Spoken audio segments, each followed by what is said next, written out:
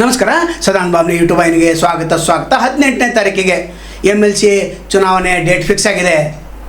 ಅನಾಯಾಸವಾಗಿ 4 ಜನ ಕಾಂಗ್ರೆಸ್ ಅವರು ಗೆಲ್ತಾರೆ. ಅದರ 5ನೇ ಸ್ಥಾನಕ್ಕಾಗಿ ಅವರು ಪೈಪೋಟಿ ನೀಡಿದ್ದಾರೆ. ಕಾರ್ತಿಕನವ್ರನ್ನ DK ಶಿವಕುಮಾರ್ ಅವರು ಪ್ರತಿಷ್ಠೆಯಕರವಾಗಿ ಅವರನ್ನು ನಿಲ್ಲಿಸಿದ್ದಾರೆ. ಅವ್ರಿಗೆ ಗೊತ್ತಿದೆ, ಅವರು ಕೂಡ ಹೆಚ್ಚುವರಿ ಮತಗಳಿವೆ. ಕಾಂಗ್ರೆಸ್ 4 ಸ್ಥಾನ ಆದ ನಂತರ ಕೂಡ 22 ಮತಗಳು ಹೆಚ್ಚಿವೆ. ಅದರಲ್ಲಿ ಮತ್ತು 4 ಸ್ಥಾನಗಳನ್ನು ಕೂಡಿಸ್ಬೇಕು. ಯಾಕಂದ್ರೆ ಒಬ್ಬ ಆಯ್ಕೆ ಆಗಬೇಕಾದ್ರೆ 28 ಮತಗಳು ಬೇಕು. ಆ 4 ಯಾರು ಕೊಡ್ತಾರೆ ಅವರಿಗೆ? BJPಯಿಂದ ಉಚ್ಚಾಟಿತ 3 ಜನ ಇದ್ದಾರೆ. ಅವ್ರು ಯಾರಿಗೆ ಹಾಕ್ತಾರೆ ಅದನ್ನು ಕಾದು ನೋಡಬೇಕು. ಲಕ್ಕನ್ ಜಾರಕಿಹೊಳಿ ಅವ್ರು ಯಾರು ಕಾದ ಅದನ್ನು ನೋಡಬೇಕು. ನಂತರ ನಾವು ಪುಟ್ಟಣ್ಣಯ್ಯ, SKP ಪಕ್ಷದ ಪುಟ್ಟಣ್ಣಯ್ಯ ಅವ್ರನ್ನ ಕಾಂಗ್ರೆಸ್ಗೆ ಹಾಕ್ತಾರೆ. ಅದರ ಪಕ್ಷೇತರ ಇನ್ನೂ 2 ಇದ್ದಾರಲ್ಲ, ಸ್ಪೀಕರ್ ಅನ್ಕ ಹಾಕ್ತಾರೆ ಕಾಂಗ್ರೆಸ್ಸಿಗೆ. ಇಷ್ಟೆಲ್ಲ ಆಗಿ ಕೂಡ 2 ಮತಗಳ ಅಂತರ ಕಡಿಮೆ ಇರ್ತೈತೆ ಯಾರಿಗೆ? ಕಾಂಗ್ರೆಸ್ನವ್ರಿಗೆ. ಹಿಂಗಾಗಿ ನಿನ್ನೆಯಿಂದ ರಿಸಾರ್ಟ್ ರಾಜಕಾರಣ ಅವರು ಮಾಡ್ತಾಯಿದ್ದಾರೆ. ಕಾಂಗ್ರೆಸ್ನಲ್ಲಿ ಈಗಾಗಲೇ ತಿಪ್ಪಣ್ಣಪ್ಪ ಕಮಕ್ನೂರ, PC ಮೋಹನ, BK ಹರಿಪ್ರಸಾದ, ಶಿವಣ್ಣ ಮನವಳ್ಳಿ ಇವರು ಆಯ್ಕೆ ಆಗ್ತಾರೆ. ಅದರ 5ನೇ ಅಭ್ಯರ್ಥಿ ವಿನಯ್ ಕಾರ್ತಿಕ್ ಅವ್ರಿಗೆ ಭಾಳ ಸಂಕಟ ಇದೆ. 2 ಮತಗಳು ಕಡಿಮೆ ಇರ್ತವೆ. ಅದರ CM ಇದಾರಲ್ಲ ನಮ್ಮ ಹಿಂದೆ, ಮತ್ತು ಮುಖ್ಯಮಂತ್ರಿ ಆದ ನಂತರ ಇದೊಂದು ಭಾಳ ಪ್ರತಿಷ್ಠಿತ ಅಂತ ತೆಗೆದುಕೊಂಡಿದ್ದಾರೆ. ಅವರೇ ನಿಲ್ಲಿಸಿದ್ದಾರೆ. ಕೊನೆಯ ಕ್ಷಣದಲ್ಲಿ 18 ಮತ ಇದ್ದರೂ ಕೂಡ ಕುಮಾರಸ್ವಾಮಿ ಅವರು ತಮ್ಮ ಅಭ್ಯರ್ಥಿಯನ್ನು ಗೋವಿಂದರಾಜು ಅಭ್ಯರ್ಥಿಯನ್ನು ನಿಲ್ಲಿಸಿದ್ದಾರೆ. ಇಲ್ಲಿ 2 ಅಭ್ಯರ್ಥಿಗಳು ಗೆಲ್ತಾರೆ BJPಯಿಂದ.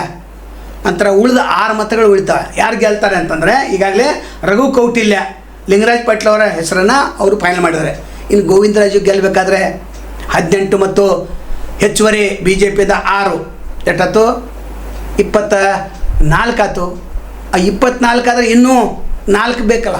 ಅವು 4 ಎಲ್ಲಿಂದ ತರ್ತಾರೆ? ಅದು ಕೂಡ ಭಾಳ ಮಹತ್ವದ್ದು. ಇನ್ನು ಕಾಂಗ್ರೆಸ್ಸಿಗೆ ಎಲ್ಲ ಕೂಡಿ 26ವರೆಗೆ ಬರ್ತೈತೆ ಸ್ಪೀಕರ್ ಹಿಡ್ಕೊಂಡು. ನಂತರ ಜನಾರ್ದನ ರೆಡ್ಡಿ ಅವರು ಯಾರ ಪಕ್ಷಕ್ಕೆ ಹಾಕ್ತಾರೆ ಅದು ಬೇಕಾಗ್ತದೆ. ಇಲ್ಲಿ ಅತ್ಯಂತ ಮಹತ್ವದ ಅಂತಂದರೆ ಯತ್ನಾಳ್ ಅವರ ಓಟು ಮತ್ತು ಲಕ್ಕನ್ ಜಾರಕಿಹೊಳಿ ಓಟು ಭಾಳ ಮಹತ್ವದ ಸ್ಥಾನವನ್ನು ಪಡೆದಿವೆ. ಇದು ಯಾರುಗಳು ಅಂದರೆ ಲಕ್ಕನ್ ಜಾರಕಿಹೊಳಿ ಅವರು DK ಶಿವಕುಮಾರ್ ವಿರುದ್ಧನೇ ಇದ್ದಾರೆ. ಅಂದರೆ ಇವರು BJPಗೆ ಹಾಕ್ತಾರೆ. ಅಂದರೆ JDS BJP ಏನು ಹೊಂದಾಣಿಕೆ ಮಾಡಿ ಅಭ್ಯರ್ಥಿ ನಿಲ್ಲಿಸಿದರೆ ಅದಕ್ಕೆ ಹಾಕ್ತಾರೆ. ಇಲ್ಲಿ ಯಾರೇ ಗೆಲ್ಲಿ ಯಾರೇ ಬೆಳೆ 2 ಮತದಿಂದ ಗೆಲ್ಲಬೇಕು. 7 ಸ್ಥಾನಕ್ಕಾಗಿ ಚುನಾವಣೆ. ನಂತರ 3 ಸ್ಥಾನಕ್ಕಾಗಿ ಈಗಾಗಲೇ ಅಲ್ಲಿ ಕಾಂಗ್ರೆಸ್ ಅವರು ನಾಮಿನೇಷನ್ ಮಾಡಿದ್ದಾರೆ ರಾಜ್ಯಸಭೆಗೆ. ಇನ್ನು ಟೋಟಲಿ ಮತ ನಮ್ಮ ಕಾಂಗ್ರೆಸ್ಸದ್ದು ಅಂತಂದರೆ ಒಟ್ಟು ಮತಗಳು ಕಾಂಗ್ರೆಸ್ಸಿಗೆ 134, BJPಯಿಂದ 62 MLAಗಳಿದ್ದಾರೆ. ನಂತರ BJP ಉಚ್ಚಾಟಿತರು 3 ಜನ ಇದ್ದಾರೆ. JDS 18, ಕಲ್ಯಾಣ ರಾಜ್ಯ ಪ್ರಗತಿ ಪಕ್ಷ 1, ಸರ್ವೋದಯ ಕರ್ನಾಟಕ ಅಂದರೆ ಪುಟ್ಟಣ್ಣ ಅವ್ರದ್ದು ಅದೊಂದು, ಪಕ್ಷೇತರ 2, ಹಂಗಾಮಿ ಸ್ಪೀಕರ್ 1, ಖಾಲಿ 2 ಇವೆ. ಹೀಗಾಗಿ ಒಬ್ಬ ಅಭ್ಯರ್ಥಿಗೆ 28 ಮತಗಳು ಬೇಕಾಗ್ತವೆ. ಒಟ್ಟಾರೆ ಇದು ಕುತೂಹಲಕರ ಘಟ್ಟವನ್ನು ತಲುಪಿದೆ. ಇನ್ನು BJP ಅವರು JDS ಮತ್ತು BJP ಅವರು ಕೂಡ 28 ಮತ ತೆಗೆದುಕೊಂಡ್ರೆ DK ಶಿವಕುಮಾರ್ ಅವರಿಗೆ ಸೋಲಾಗ್ತೈತೆ. ಮುಖ್ಯಮಂತ್ರಿ ಆದ ನಂತರ ಪ್ರಥಮ ಸೋಲು. ಅದರ ಸೋಲುವ ಆಸಾಮಿ DK ಶಿವಕುಮಾರ್ ಅಲ್ಲವೇ ಅಲ್ಲ. ಒಟ್ಟಾರೆ ಇದು ಭಾಳ ಕುತೂಹಲ ಘಟ್ಟಕ್ಕೆ ಹೋಗಿ ಮುಟ್ಟಿದೆ. ಇನ್ನು BJPಯಿಂದ 2 ಸ್ಥಾನ ಗೆದ್ದಿದ್ರು ಕೂಡ 3ನೇ ಸ್ಥಾನಕ್ಕೆ ಅವರು ಪ್ರಯತ್ನ ಪಡಬಾರ್ದಾಗಿತ್ತು. ಯಾಕಂದರೆ ಇವ್ರ ಮತಗಳು 6, ಅದು ಕೂಡ JDS ಕುಮಾರಸ್ವಾಮಿ ಅವ್ರ ಮಾತನ್ನು ಕೇಳಿ ಇವರು 5ನೇ ಅಭ್ಯರ್ಥಿಯನ್ನು ಕಣಕ್ಕಿಳಿಸಿದ್ದಾರೆ. ಒಟ್ಟಾರೆ ಇದೊಂದು ಪ್ರತಿಷ್ಠಿತ ಕ್ಷೇತ್ರ ಅಂತ ಹೇಳ್ಬೋದು. ಯಾವುದು 5ನೇ ಅಭ್ಯರ್ಥಿ ಗೆದ್ದರೆ ಕೊನೆಗೆ ಒಂದು ಮಾತು ಹೇಳಲೇಬೇಕು. ಇಲ್ಲಿ ವಿನಯ್ ಕಾರ್ತಿಕ್ ಅಂದರೆ 5ನೇ ಅಭ್ಯರ್ಥಿ ಗೆದ್ದರೆ ಅದು ವಿನಯ್ ಕಾರ್ತಿಕ್ ಗೆದ್ದಂಗಲ್ಲ, ಮುಖ್ಯಮಂತ್ರಿ DK ಶಿವಕುಮಾರ್ ಗೆದ್ದಂತೆ. ಇಲ್ಲಿ ಪುಟ್ಟಣ್ಣಯ್ಯ ಕಿಂಗ್ ಮೇಕರ್ ಆಗ್ತಾರೋ, ಅಥವಾ ಜನಾರ್ದನ ರೆಡ್ಡಿ ಕಿಂಗ್ ಮೇಕರ್ ಆಗ್ತಾರೋ, ಅಥವಾ ಯತ್ನಾಳ್ ಕಿಂಗ್ ಮೇಕರ್ ಆಗ್ತಾರೋ, ಅಥವಾ ಲಕ್ಕನ್ ಜಾರಕಿಹೊಳಿ ಕಿಂಗ್ ಮೇಕರ್ ಆಗ್ತಾರೋ ಕಾದು ನೋಡಬೇಕು. ಸ್ಪೀಕರ್ ಮಾತ್ರ ಕಾಂಗ್ರೆಸ್ ಹೋಗ್ತೈತೆ. ಅದು ಕಾಂಗ್ರೆಸ್ಸಿಗೆ 2 ಕಡಿಮೆ ಇರ್ತವೆ.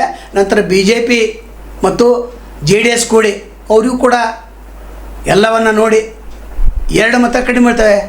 ಈ ಉಚ್ಚಾಟಿತ ಮಾಡದೇ ಇದ್ದರೆ ಆರಾಮಾಗಿ BJP JDS ಅವರು 1 ಸ್ಥಾನವನ್ನು ಗೆಲ್ಲಬಹುದಿತ್ತು.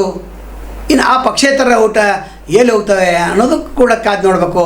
ಒಟ್ಟಾರೆ ಈ ಚುನಾವಣೆ ರಂಗೇರ್ತದೆ. ಒಟ್ಟಾರೆ ಮುಖ್ಯಮಂತ್ರಿಯ ಪ್ರತಿಷ್ಠಿತ ಒಂದು MLC ಸ್ಥಾನ ಇದಾಗಿದೆ ಅಂತ ಹೇಳ್ಬೋದು. ಇನ್ನು ಲೋಕಸಭೆಗೆ ಬರೋಣ. ಲೋಕಸಭೆಯಲ್ಲಿ ಸ್ವಲ್ಪ 2ನೇ ವಿಷಯ. ಲೋಕಸಭೆಯಲ್ಲಿ ಇರೋರು 543 MP ಗಳು. ನಂತರ ಇಲ್ಲಿ ಸರಳ ಬಹುಮತ ಆಗ್ಬೇಕಾದ್ರೆ ಅಂದ್ರೆ ಪ್ರಧಾನಮಂತ್ರಿ ಆಗ್ಬೇಕಾದ್ರೆ 272. ನಂತರ ಎನ್ ಡಿ ಎದಲ್ಲಿ ಎಷ್ಟಿದೆ? 292 ಇವೆ. B J P 240. ಅದಕ್ಕೆ ಅವ್ರು ಏನಂತಾರೆ, ಅಬ್ಕೆ ಬಾರ್ 400 ಪಾರ್ ಅಂತ ಹೇಳ್ತಾರೆ. ಇದ್ರ ಸಲಾಗಿ ನಾವು ಅದೇನು ಆಗೋದಿಲ್ಲ. 240 ಇವೆ. ನಂತರ ಟಿ ಡಿ ಎಸ್ 6, ಅದರಿಂದ ಸರ್ಕಾರ ನಿಂತಿದೆ. ಆರ್ ಜೆ ಡಿ 12, ಇದರಿಂದ ಪ್ರಧಾನಮಂತ್ರಿ ಮೋದಿಯವರಿದ್ದಾರೆ. ಒಟ್ಟಾರೆ ಇತರ ಪಕ್ಷದವರು ಎಲ್ಲ ಕೂಡಿ 24, ಒಟ್ಟು 543. ಇಲ್ಲಿ ಕರ್ನಾಟಕದಲ್ಲಿ ಟೋಟಲ್ 134, 2 ಸ್ಥಾನ ಖಾಲಿ ಇವೆ. ಆ ಖಾಲಿಗೆ ಒಬ್ಬರು ನಿಧನ ಆಗಿದ್ದಾರೆ, ಒಬ್ಬರು ಜೈಲು ಸೇರಿದ್ದಾರೆ. ಒಟ್ಟಾರೆ 18ನೇ ತಾರೀಕಿಗೆ 5 ಗಂಟೆಗೆ ಮತ್ತೆ ಏನಕ್ಕಿದೆ ಕಾದು ನೋಡೋಣ.